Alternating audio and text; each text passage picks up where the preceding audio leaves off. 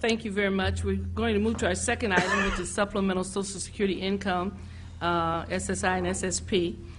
We have a presentation by staff here concerning the matter, and then we'll have comments from our Mr. Lightbourne, and then from the Legislative Analyst's Office and Department of Finance, if necessary.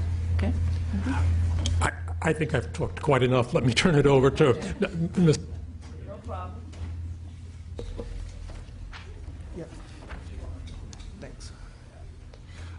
Okay, I understand from the sergeant you have another PowerPoint from us. Yes, I'm not going to walk you through every single page here. I also want to thank staff. They did a really good job describing the program and the agenda there. There's a lot of information there.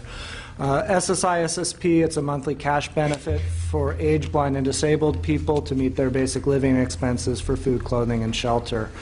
Our caseload is about 27% aged, 2% blind persons, and 71% persons with disabilities. That's kind of an overview of that. The SSI portion of the program is funded by the United States Treasury, and SSP is funded from the State General Fund. The federal government required states that provided an SSP supplement to the SSI grant to maintain their SSP program at 1983 spending levels as a condition of receiving Medicaid funding, or Medi-Cal here in California. This program is entirely administered on our behalf by the Federal Social Security Administration. They charge us a fee per benefit issuance every month, and that fee includes the cost of eligibility, enrollment, payment issuance, and collection of or correction of any payment errors. We pay SSA approximately $180 million, just slightly over $180 million a year. Our estimated budget for the SSP portion, which is the portion budgeted in the state budget, is $2.5 billion a year. The federal portion for the SSI portion of the grant is not budgeted at the state level.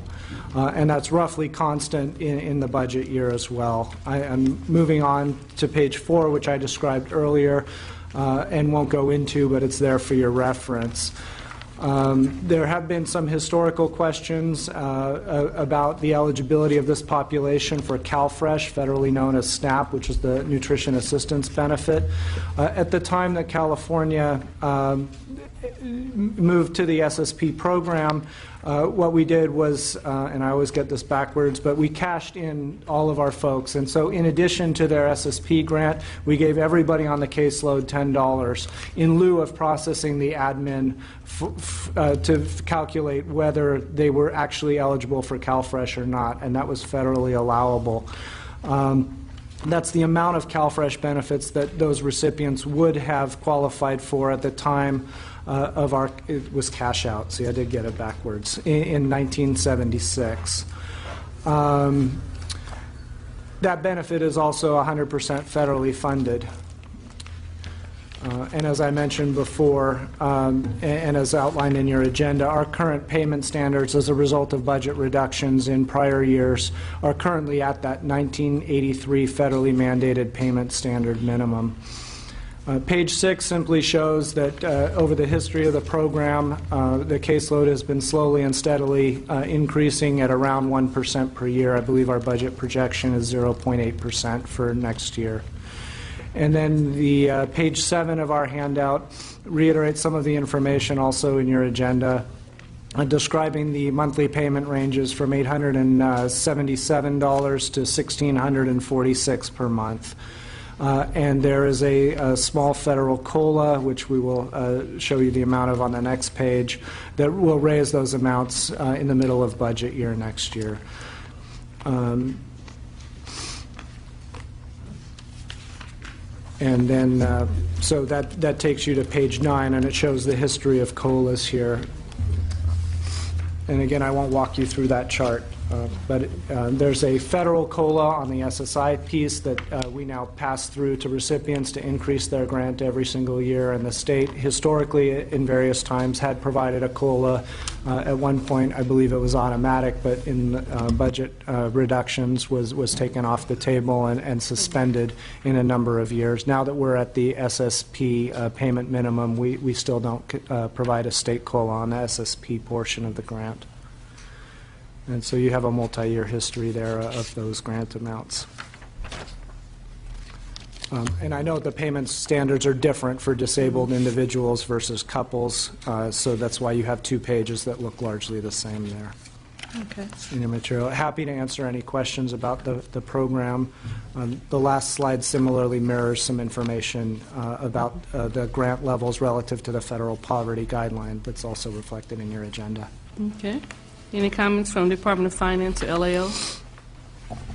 Rashi Kesarwani with the LAO. We just want to add that we recognize, as the agenda notes, that advocates are requesting a reinstatement of the state-funded cost of living adjustment for the SSP portion of the grant. And to provide some context, we estimate that the reinstatement of the cost of living adjustment would be approximately $50 to $60 million in 2014-15. Mm-hmm. Okay, thank you. Anyone else? Any comments or questions from up here? Yes. Well, only that at least these 2 programs are on the same agenda, so they're close enough together to make my point relative to the cumulative impact issue. Okay, and the one question I had, of course, was concerning COLA and the cost, and so I gather you've given us the information on that. Any other comments or question up here? Any comments, public comments? Yes.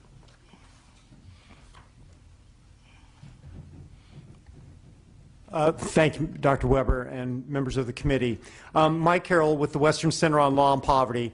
And I won't belabor the point. Assemblymember Chesborough has made it quite well about the cumulative impacts that we have seen on persons who are in the IHSS program, the SSI program, and various healthcare programs that have all been taking significant reductions in the last half-dozen years.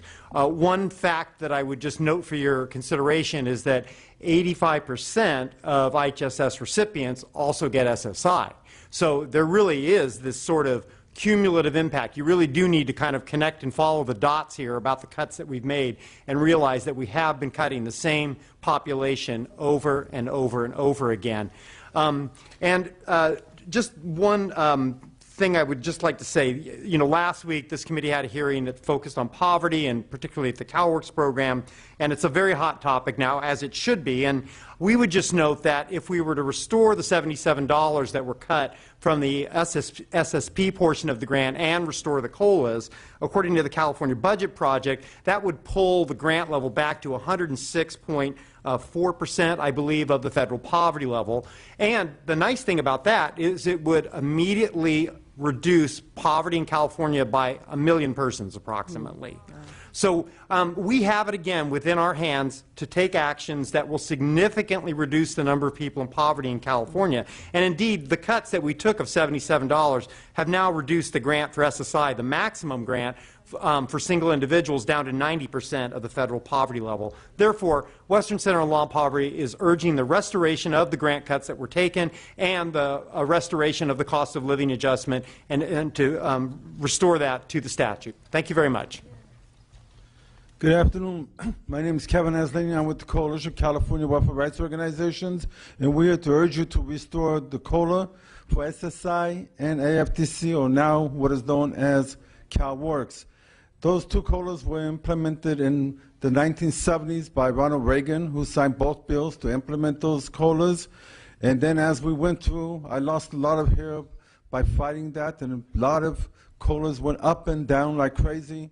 And then finally, I lost all my hair when Schwarzenegger repealed both AFTC and SSI COLA. And we urge the committee to restore both COLAs this year. Thank you. Deborah Doctor, Disability Rights California. I just have to say that there's some irony here. The last proposal we were talking about will create poverty by barring people from working overtime. And so I was speaking in opposition to that and speaking in support of a proposal, as Western Center put forward, to restore a minimum amount of decency to elderly and disabled poor Californians. It has become a terrible place to survive, to get old in California. To live on this kind of money, I don't know how any of you would do it. I don't know how I would do it. And in the economic times we have now, I don't know why anybody should be doing it. Thank you. Karen Kiesler on behalf of the California Association of Public Authorities. We also support restoration of the COLA for the SSI SSP grant. Thank you. Madam Chair, members of the committee, Brian Allison on behalf of the 178,000 members of the American Federation of State, County, Municipal Employees here in the state of California. I just want to make it clear that it's time to reinvest in the difficult cuts that we've had to make over the past couple of years, and make sure that the neediest families and community and people in our communities are actively feeling the economic recovery that we're experiencing here in the state of California. So in that vein, I ask you to support the SSP COLA restoration in this fiscal year.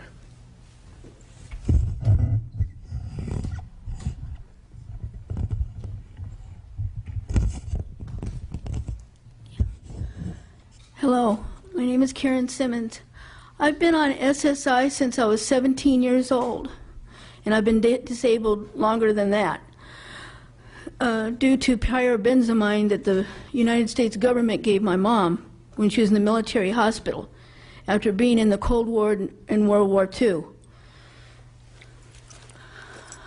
And nowadays, when I go to the Social Security office, they tell me that I have to pay my mother's 2 overpayments, and she's dead. She's in a national cemetery. You know, so us disabled people, we're not being treated very nice. Why should I pay a overpayment of someone else? It's not my overpayment. See, I'm living on less than, just a little bit more than $700 a month. I don't get a full SSI check. Now, the way they're telling me is by the time I'm 80 years old, it'll be all paid off. Well, you know what? I'm 60 now. I don't think I'm going to make 80 because I don't even get enough to eat, you know?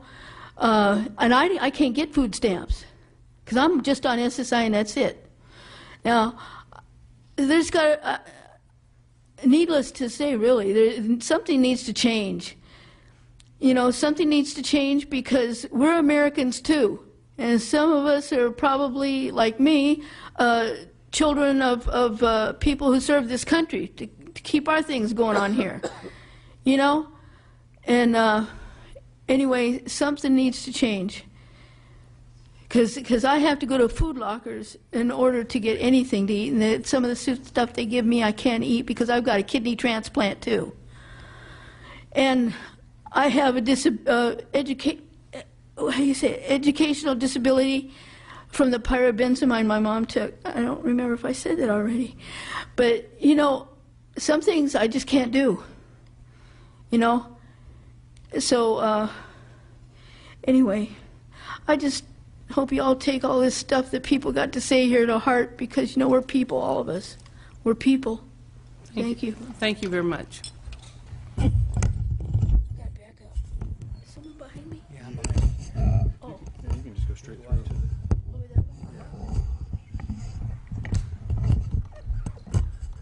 Madam Chair, members of the committee, staff of the state. My name is Chris Jensen. I work for Resources for Independent Living. I introduced myself before. And we're in complete solidarity with Western Center and their assessment of asking for the restoration of the COLAs and the restoration of SSP back to where it should be today. In one fell swoop, you can take 1.3 million people from below the federal poverty level to above the poverty level. That's pretty incredible. And if you remember, the federal poverty level is the same for every state, but the cost of living isn't. And California actually has a higher level of poverty because the cost of living is so much higher here. So it's actually more dire than the federal poverty level indicates. And I was on the California Budget Project's website today looking at purchasing power. And since the 1989-90 SSP level to now, the loss of purchasing power has been 32.4%. So all that money that they get, it gets spent in the community. It's not going overseas. It's not getting put into savings or a trust fund.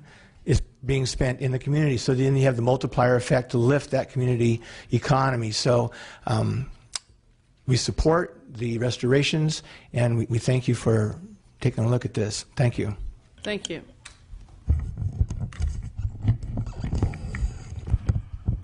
Connie Arnold, Elk Grove, California. I support the restoration of the SSP level for people with disabilities. It's a travesty of what they give people to live on and survive on, and you do not understand what that does to people's human spirit and how you think people can survive on $866.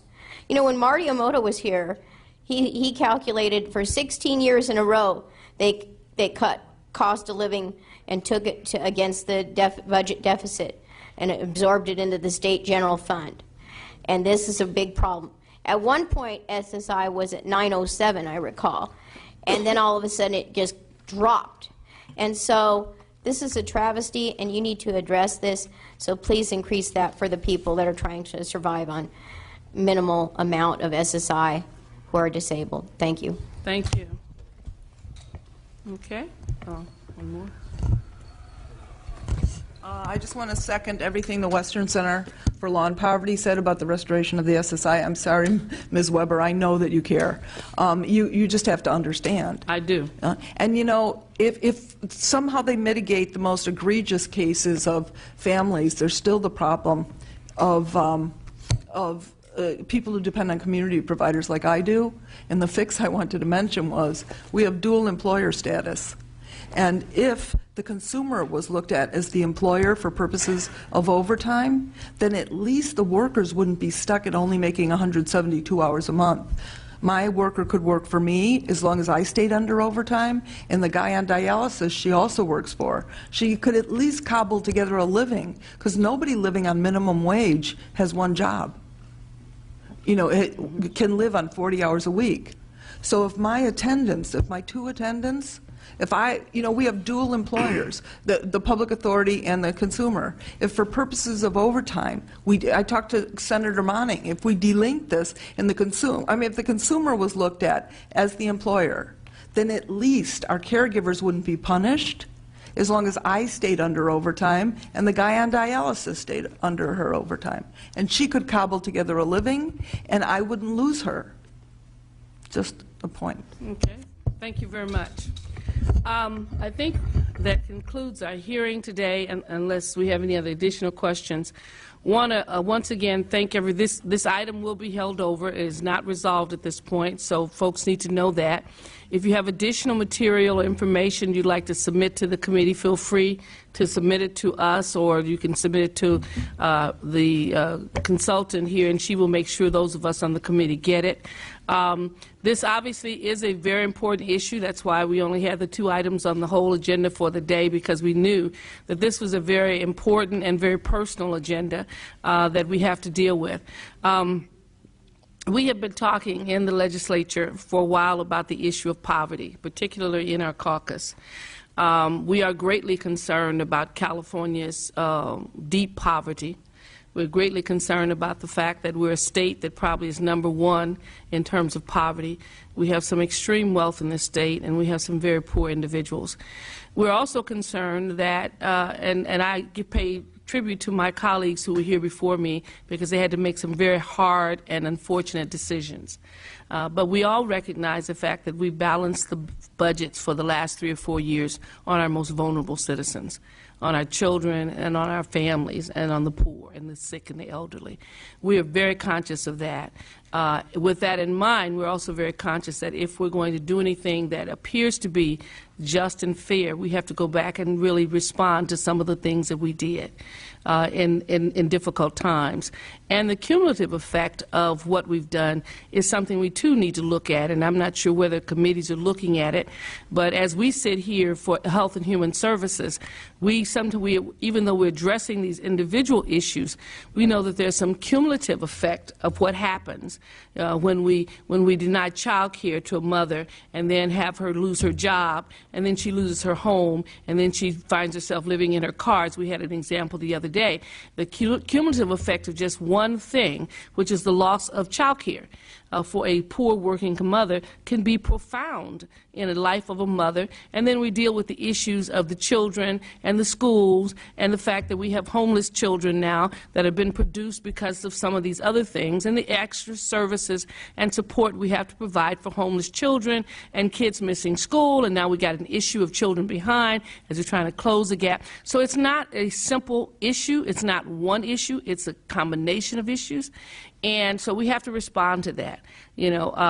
We as a people will be judged in life not by what we do for those who have, but for those who don't. Every society is judged by what it does for its children and its elderly. And we know that. Those who are disabled, those who are in need of assistance, are really how judges the humanity of our state. So we've done some things that we had to do, things that were not popular at the time because we had such a budget crisis. Sometimes the things we did as an outsider coming in now in the Assembly, as I told my colleagues, sometimes seemed to be very mean. The denial of child care to a child because their mother was not being responsible in some other areas, that punishment of the child for the mother, somehow or another just seemed to me very mean that we did as a state. And so we have to really go back and examine those kinds of things and see where we are. We're not where we were 4 years ago, thank God, but we're not where we want to be either in terms of the budget. So we've got a ways to go. But we can't keep acting like we don't have money. We don't really have all the money we want, but we're not as poor as we were last year and the year before. It's almost like, I was telling some friends, almost like saying, we got to tighten our belt, and so therefore we've got to skip breakfast and lunch and have one meal a day because we don't have the money. Then all of a sudden we get some money and we still have one meal a day. Somehow or another, we ought to at least move to lunch. Something. So I think as we look at these challenges, I think those of us want to make sure that we at least have lunch, that we at least begin to develop a plan that can restore California and be humane to the people that we see every day. It is embarrassing to me to live in a state as beautiful as California, with all the resources and all the tremendous wealth of California, and know that we are below Mississippi and Alabama. When I was a kid, that's something you never wanted to be. And now, when I see us below them in schools and other things, I'm like, when I was a kid, I came from Arkansas. I didn't want to be below Arkansas. I didn't want to be below Mississippi and Alabama in terms of humanity, in terms of what we did for schools and social services. So we got to, at least in my mind, get above Mississippi and Alabama. We got to do something that's a little bit better. So I'm hoping that we will have the courage and the support to begin to wrestle with these issues with us in the administration and come to some reasonable conclusion as to how we begin to rebuild those things we took away because we had an economic crisis at the time. We don't have an economic crisis anymore. And people in good faith believed in us and said, we're doing this because times are rough. Now that times are a little bit better, we have to have a little bit more humanity. Thank you very much for coming to the hearing, and I look forward to our next hearing. I understand Sub 1 meets a lot. So we have met more than any other committee, and we're going to deserve a badge. But anyway, thank you so very much for coming. We're adjourned.